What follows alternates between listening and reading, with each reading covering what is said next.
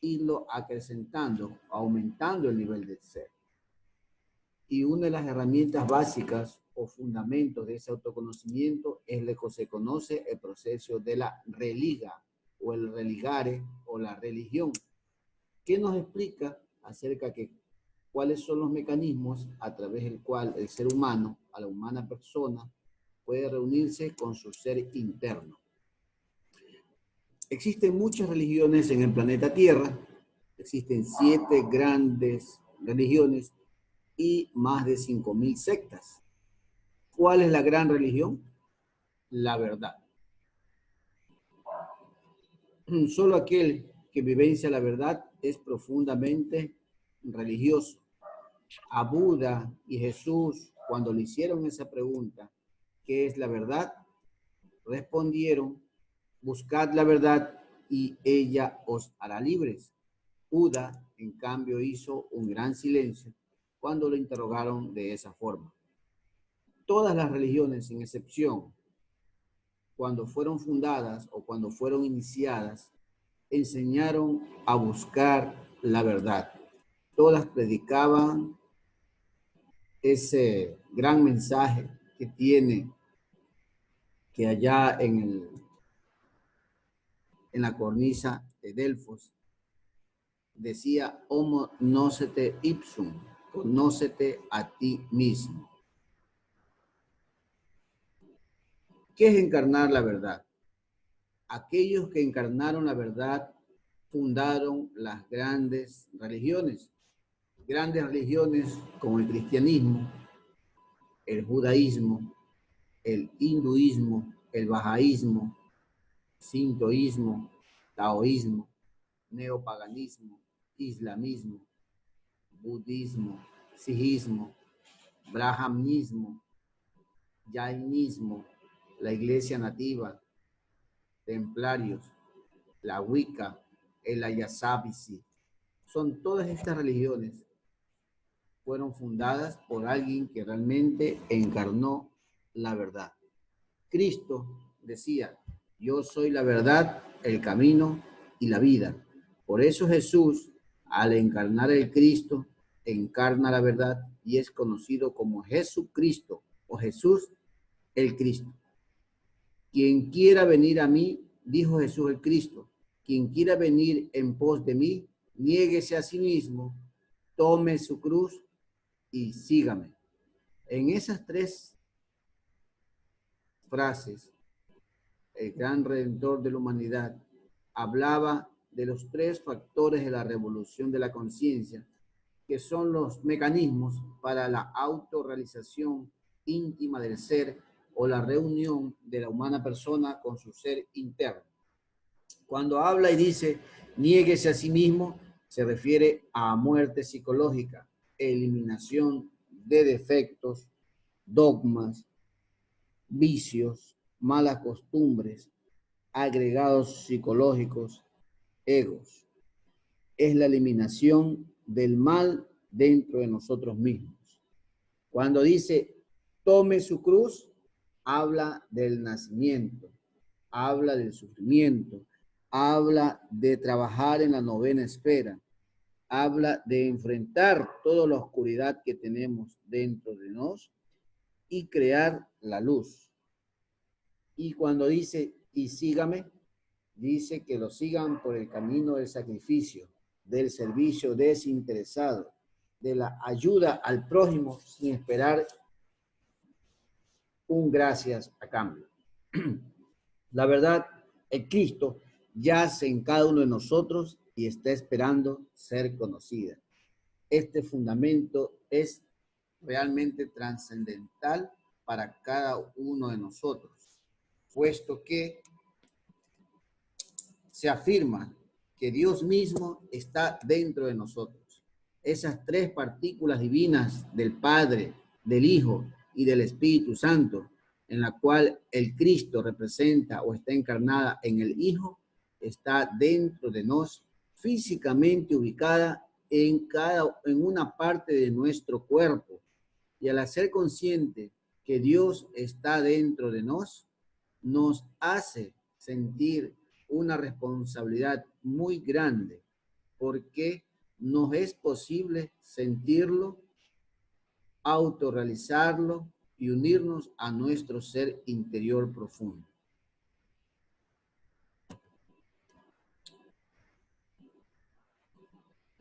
¿Cuáles son los principios eternos y las formas religiosas? Todos estos, los principios que vamos a hablar en este momento, están presentes en todas las religiones sin excepción. Todas las religiones hablan de un creador, de un logos, de Jehová, Dios, Brahma, Keter, Ra, Zeus, Júpiter, Demiurgo, arquitecto, etc. Todos hablan de un absoluto, de Ain, de la nada, del vacío, del caos, del agnostos teos, o el Dios incognoscible, la luz increada, el Dios inmanifestado.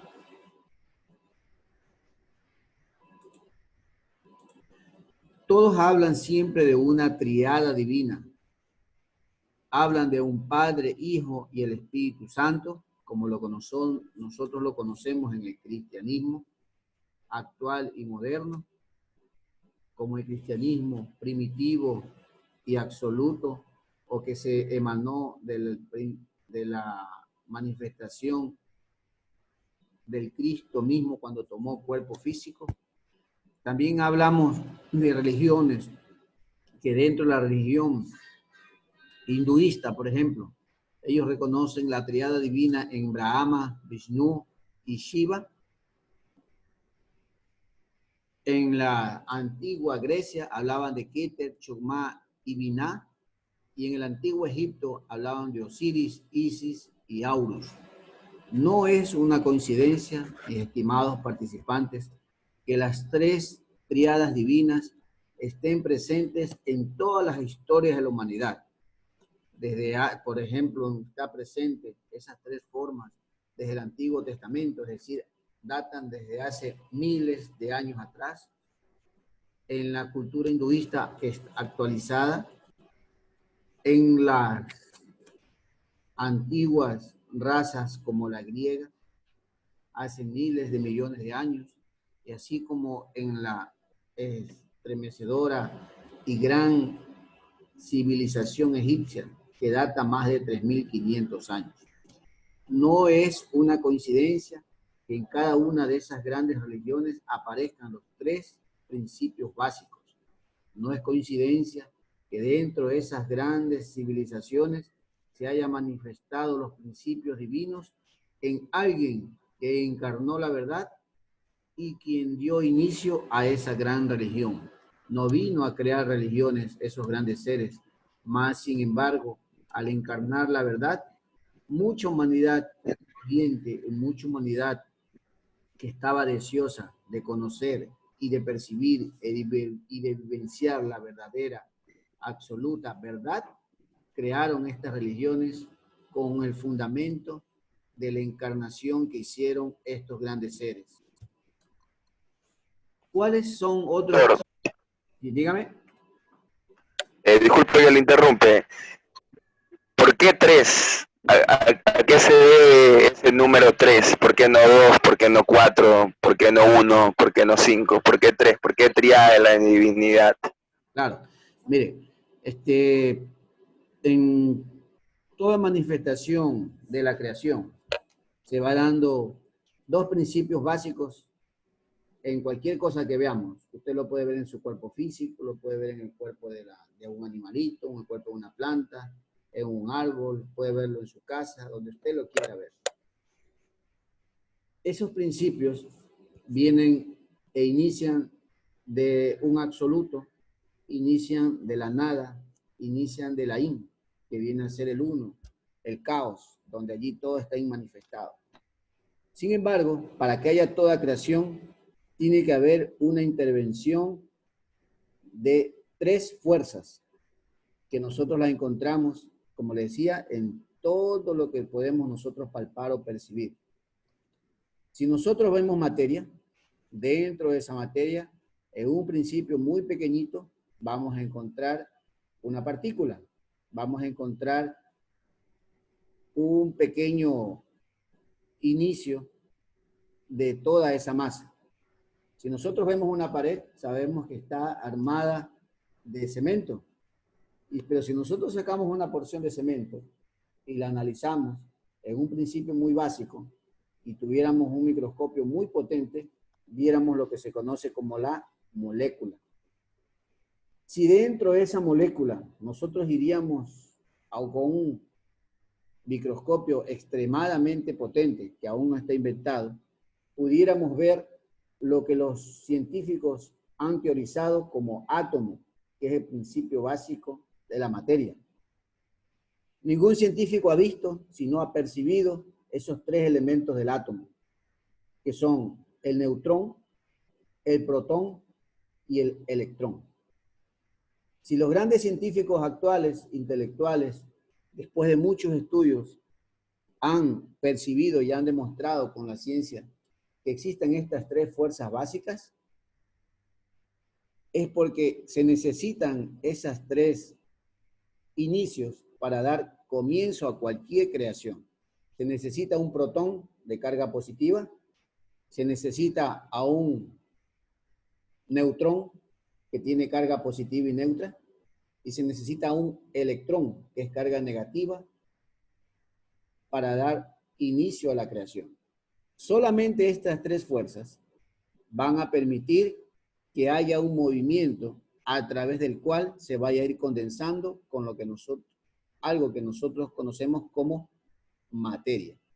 Le he dado la explicación científica para que usted relacione que si con el conocimiento científico actual se da por sentado que el átomo es la partícula más pequeña y que dentro de ellos existen las tres fuerzas, si en la materia que nosotros humanamente percibimos se manifiesta así, también cuando se va condensando las emanaciones del Ain o del absoluto, también se dan en esas tres primeras fuerzas primigestas, porque son las tres fuerzas que crean.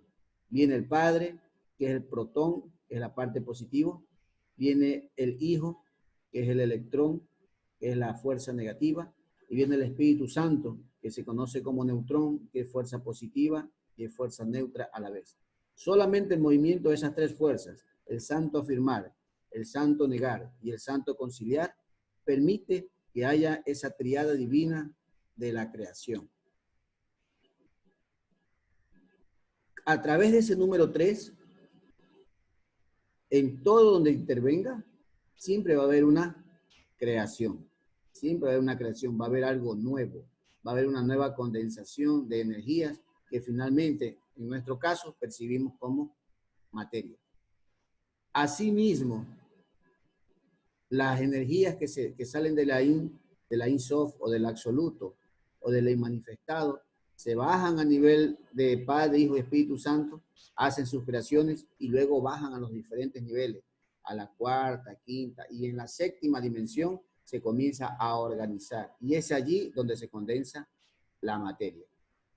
En cada uno de esos niveles existen ciertos fenómenos físicos, divinos, químicos, geométricos, etcétera, que va a permitir que esa creación que vaya pasando por esos diferentes niveles se manifieste de manera muy diferente a nuestros sentidos. Por ejemplo, la manifestación de esa energía en algún momento se va a manifestar en un animalito, en una planta, en un río, en un árbol, en una persona, que sea varón, en una dama, que sea mujer, se va a condensar en un niño y se va a condensar en la humanidad entera.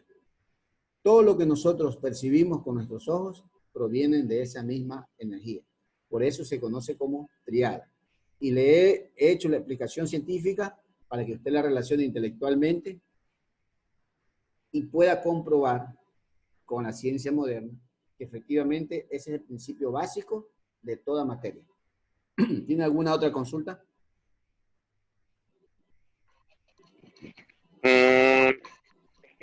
A ver, ¿qué le puedo decir, profesor? Yo tengo ya mucho tiempo que no leo al respecto sobre los átomos, ¿ya? Y algo recuerdo de los átomos. Es efectivamente, como usted dice, electrón, protón, neutrón. pero a su vez también he visto que varios libros de física hay subdivisiones de estos también, de estos elementos que conforman el átomo. No recuerdo el nombre ahorita, pero he leído que hay subdivisiones de ellos. Yo no sé de dónde sacan esa información también los que escribieron ese libro. Claro, mire, usted no ha asistido a todas las clases, ¿no es cierto? ¿O sí? ¿O se asistió?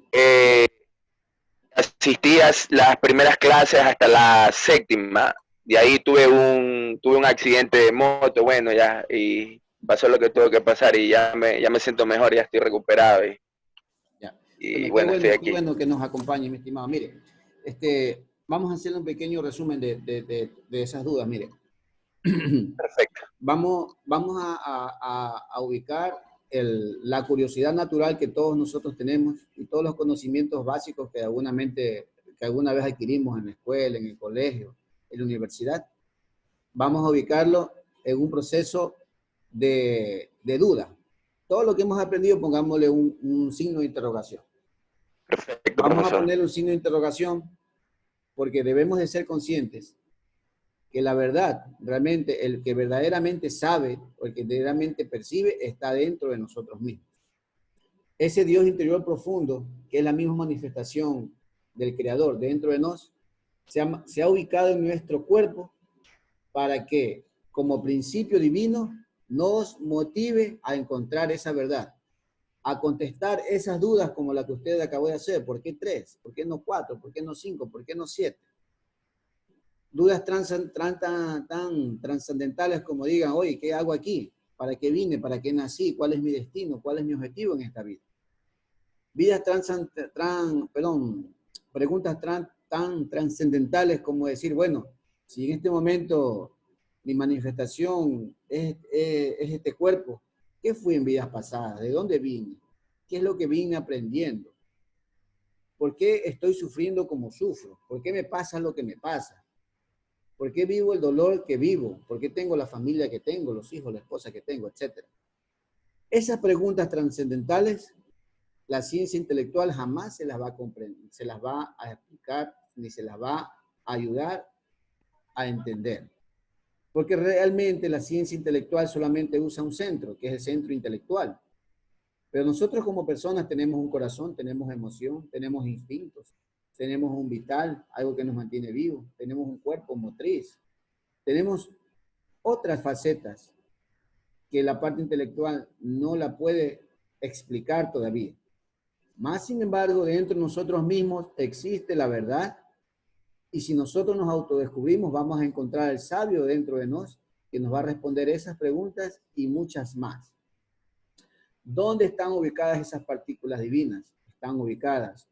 El Padre está ubicado en nuestra glándula pineal, aquí en nuestra coronilla, que nos da la inteligencia, la claridad de propósito, la capacidad del análisis, del discernimiento.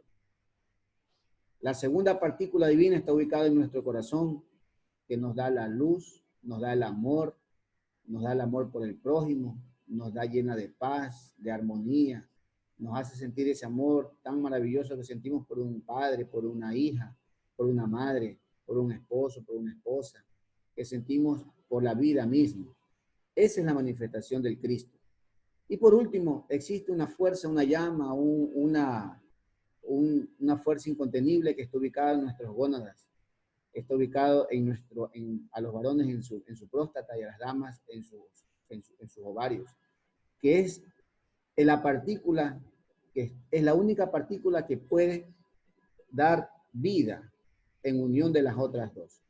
Entonces, miren, si usted es depositario de partículas divinas, si usted es depositario de Dios mismo en usted, ellos son los que le van a permitir indagar dentro de las dimensiones tridimensionales y las superiores para que usted encuentre las respuestas a todas esas preguntas que se puede hacer.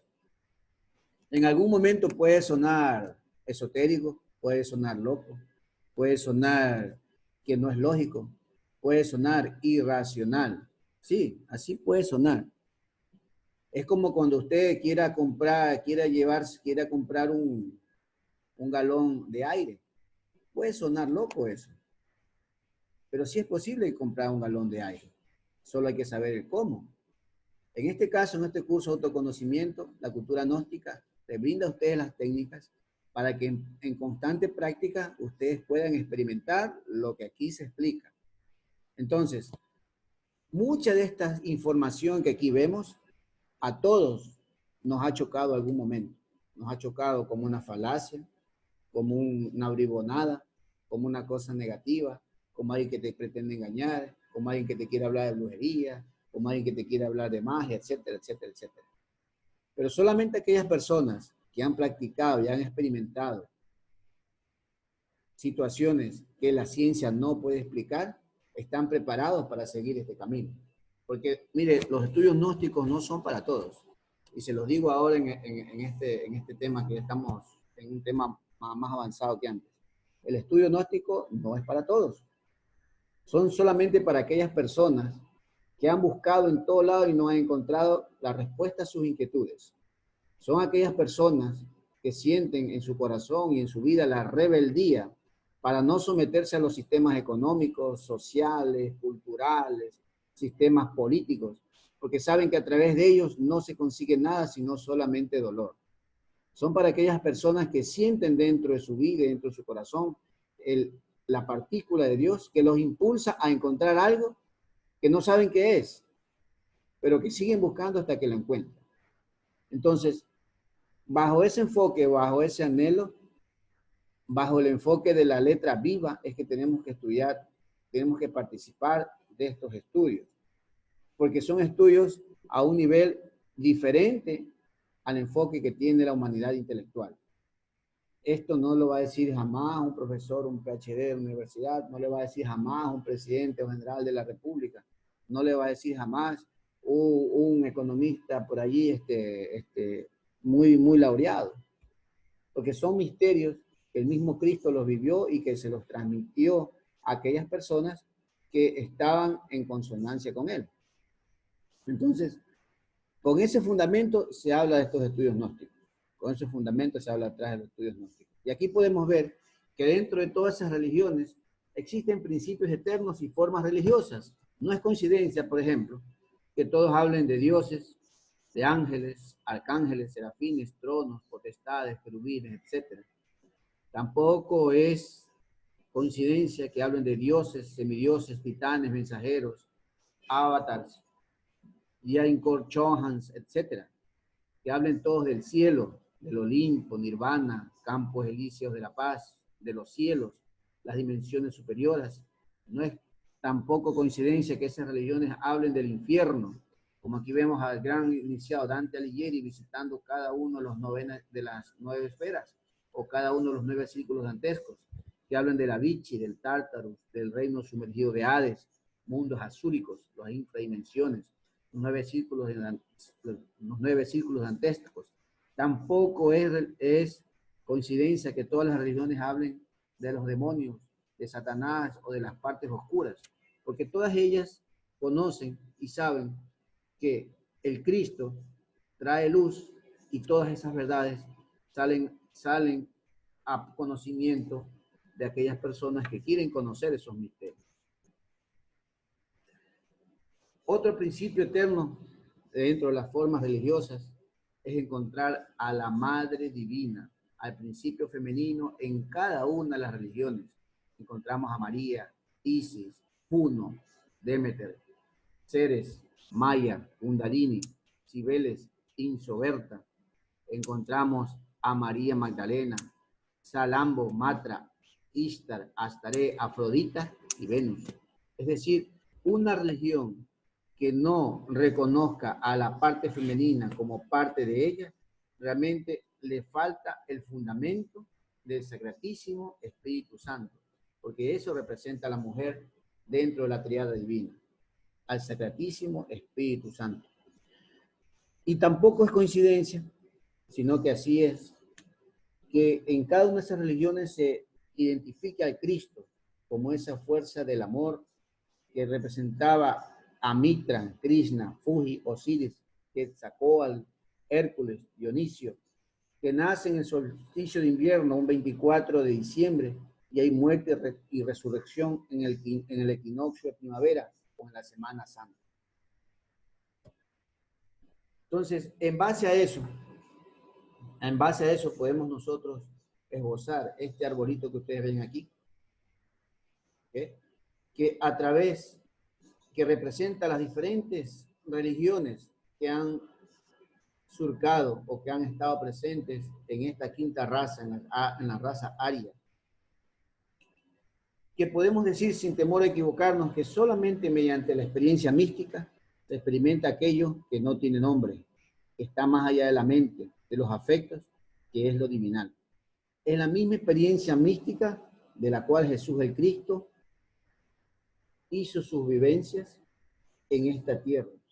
Es la misma experiencia mística que está compartida en la Biblia, que no se lee como letra muerta, sino como una letra viva, con nuestro corazón, para que intuya lo que el gran rabí de la humanidad nos quiso decir con sus enseñanzas.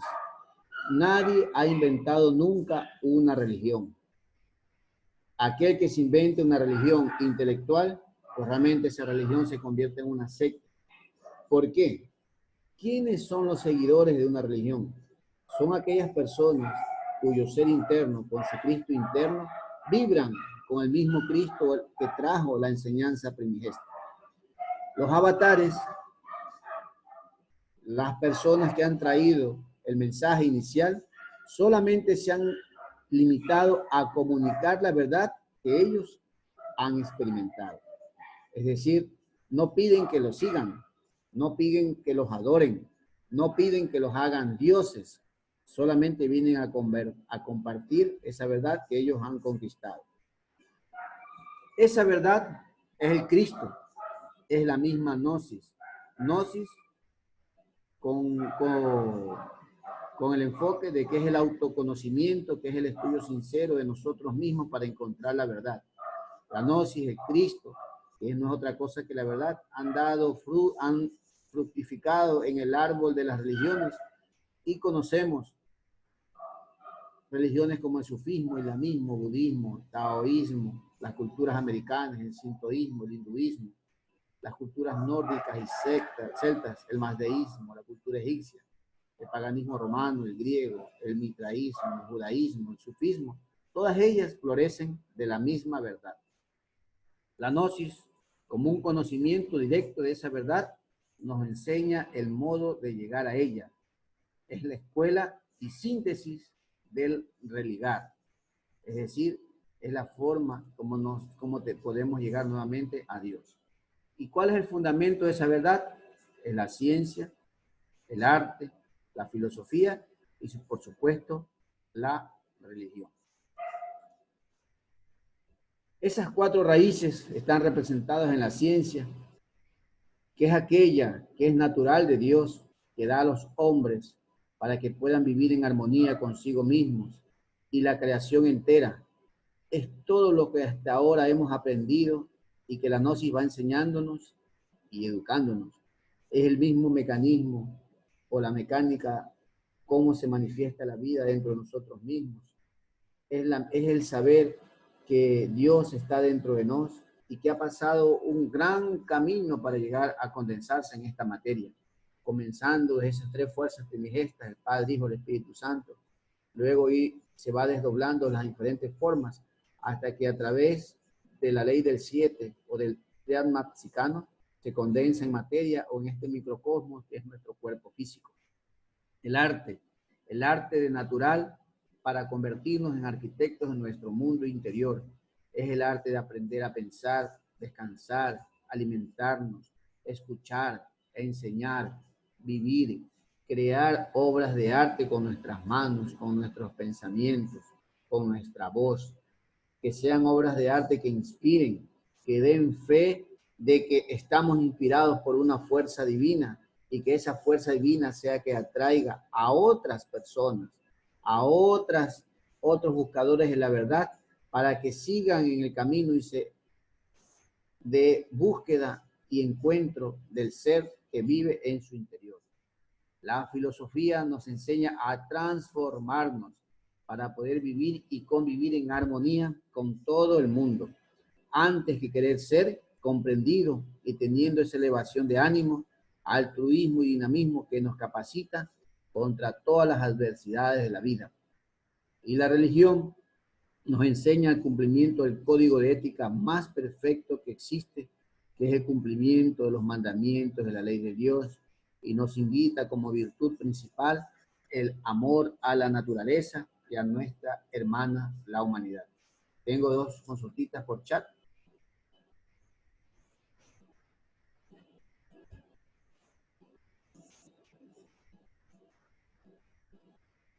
Sí, bien. Don Henry Navarro hace una consulta, la voy a hacer pública. Dice una pregunta, ¿por qué en la gnosis siempre veo que dicen tener la verdad? Siempre me han confundido. Nadie tiene la verdad. Esa solo la encuentra dentro de ti mismo, entrando en el silencio. Tiene mucha razón. En ningún momento, he dicho que la gnosis tiene la verdad. He dicho que la gnosis como principio representa la verdad, que es diferente. Nosotros no estamos hablando de este momento de gnosis como religión, no. Estamos hablando de la palabra gnosis como un sinónimo de Cristo y un sinónimo de la verdad. Realmente vivir la gnosis o ser realmente una persona que se consagre como estudiante gnóstico es muy, muy difícil. Se nos va a ir la vida entera tratando de hacerlo. Un verdadero gnóstico, un Jesús el Cristo, un Quetzalcóatl, un Hermes Trismegisto, un Buda. Ellos son realmente gnósticos, porque vivieron la gnosis, conocieron la verdad, encarnaron al Cristo que los hizo libres. Entonces, Henry, cuando hablamos de gnosis en esta frase, estamos hablando como una palabra sinónima de Cristo y de la verdad. No decimos que la gnosis, como ahora conocemos en el mundo moderno, como religión, es la verdad. No. La gnosis como tal, como organización, como institución, le otorga a sus afiliados, a sus miembros, las herramientas, las técnicas, los protocolos, la forma, para que después de mucha práctica encarnen en ellos la verdad que van yendo descubriendo a medida que van eliminando agregados psicológicos, a medida que se sacrifican por la humanidad, a medida que van transmutando sus energías y van creando esos cuerpos existenciales superiores del ser, a medida que van haciendo la alquimia misma. Bien. No sé si tengan alguna otra duda, otra consulta. ¿No? Aquí pues hay otra lámina que es un recordatorio de la... Sí, yo sí tengo otra duda, profesor. Sí, dígame, con todo gusto, dígame. Con respecto a los avatares, Jesús es un avatar. Sí, señor. Buda es otro. Hermes. Es otro. Bueno, sí. yo me he dado cuenta que cada uno lo experimenta como quien dice a su manera. Lo manifiesta a su manera, pero el fin es el mismo. Porque las doctrinas de Jesús, yo he investigado, yo he leído y no hablan casi mucho de meditación, de los mantras, de la runa fa, etcétera. En cambio, Buda sí la cita, la meditación, los mantras. ¿Y por qué hay esas diferencias? ¿Por qué Buda cogió este camino y Jesús este otro camino? Ya. Muchas gracias por tu pregunta. Mira, realmente lo que nosotros conocemos de esos avatares es lo que nos han enseñado, es lo que nos han hecho saber. Si tú en algún momento tienes claro de que la Biblia no está completa, entonces allí está tu respuesta. La Biblia no está completa. En el año 300 después de Cristo, en un concilio de Nicea, Constantino, el emperador romano, cuando ya perdía control de todo su imperio, no encontró sino otra forma de someter a sus afiliados, sino a través de la religión. Y en ese gran concilio se escenaron muchos libros, se escenaron mucha enseñanza, en la cual hablaban de las runas, de las prácticas de alquimia sexual, donde hablaban de las meditaciones, de las vocalizaciones. Cercenaron absolutamente todo y solamente se quedaron con los principios santurrones que dicen y que se predican en la actualidad, que creen que por mucho perder, por mucho golpearse el pecho, por mucho orar, se van a salvar, lo cual es completamente falso. Un dato adicional a ese detalle te puedo decir que Jesús el Cristo predicó luego que ascendió a los cielos y bajó a enseñar a sus apóstoles por 11 años consecutivos. Y sus enseñanzas las plasmó en un libro que se llama el Pistis Sofía. En el Pistis Sofía vas a encontrar todas estas enseñanzas, las runas, la alquimia sexual, absolutamente todo. Porque ese venerable maestro, Jesús el Cristo, las practicó siempre. El hecho fue que los documentos que hablan de él en la actualidad, que han sido compartidos, no hablan de toda la vida de Jesús el Cristo. Sí.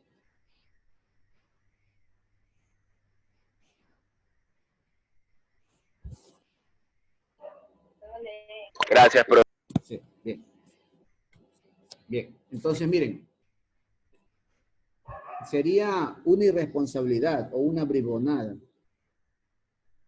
desde cualquier punto de vista que alguien que diga, sabe que usted quiere autodescubrirse y solamente con arrepentirse o irse a confesar los pecados con otra persona, usted ya es salvo.